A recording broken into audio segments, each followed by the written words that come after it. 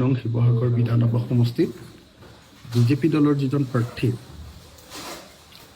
কুশল দুৱৰী ওৰফে জয়ন্ত হাজৰিকা তেওঁৰ প্ৰাৰ্থিত্বক লৈ আমি আপত্তি দৰ্শাইছিলোঁ। কাৰণ 2010 চনৰ 130/2010 এটা তেওঁ গোচৰ আছিলে কাজিৰঙা নেশ্যনেল পাৰ্কৰ ভিতৰত জীৱ হত্যা কৰাৰ।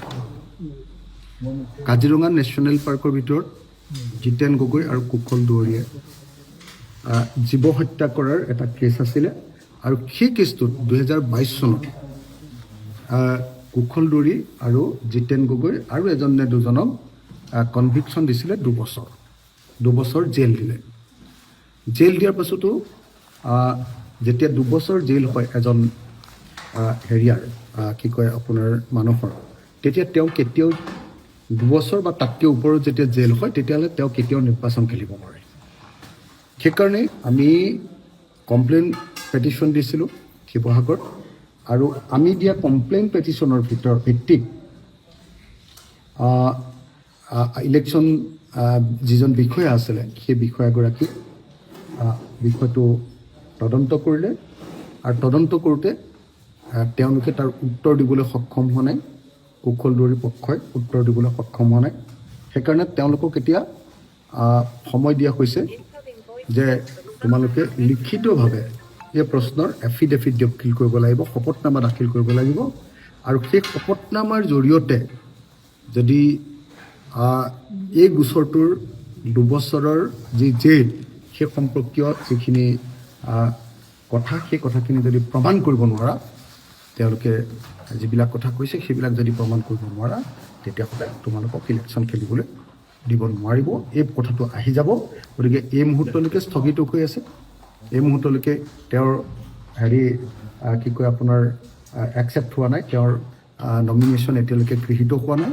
আৰু আমি আশা কৰিম যদি সঁচাকৈ নিৰ্বাচন আয়োগে নীতিগতভাৱে গোটেই বস্তুটো চাই, নিশ্চিতভাৱে কুশল দুৱৰীৰ নমিনেশ্যন অগ্ৰাহ্য হ'ব, কুশল দুৱৰীৰ নমিনেশ্যন বাতিল হ'ব।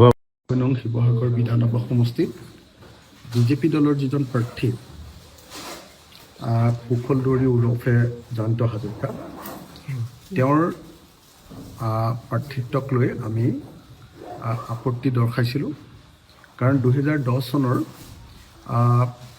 130/2010 এটা তেওঁ গোচৰ আছিলে কাজিৰঙা নেশ্যনেল পাৰ্কৰ ভিতৰত জীৱ হত্যা কৰাৰ। কাজিৰঙা নেশ্যনেল পাৰ্কৰ ভিতৰত জিতেন গগৈ আৰু কুশল দুৱৰীয়ে জীৱ হত্যা কৰাৰ এটা কেছ আছিলে, আৰু সেই কেছটোত 2022 চনত কুশল দুৱৰী আৰু জিতেন গগৈ আৰু এজন নে দুজনক কনভিকশ্যন দিছিলে 2 বছৰ জেল দিলে। জেল দিয়াৰ পাছতো যেতিয়া 2 বছৰ জেল হয় এজন আপোনাৰ মানুহৰ, তেতিয়া তেওঁ কেতিয়াও 2 বছৰ বা তাতকৈ ওপৰত যেতিয়া জেল হয় তেতিয়াহ'লে তেওঁ কেতিয়াও নিৰ্বাচন খেলিব নোৱাৰে। সেইকাৰণে আমি কমপ্লেইন পেটিশ্যন দিছিলোঁ শিৱসাগৰত, আৰু আমি দিয়া কমপ্লেইন পেটিশ্যনৰ ভিত্তিত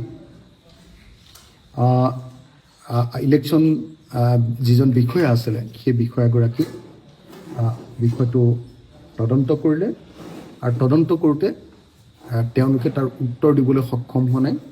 কুশল দুৱৰীৰ পক্ষই উত্তৰ দিবলৈ সক্ষম হোৱা নাই।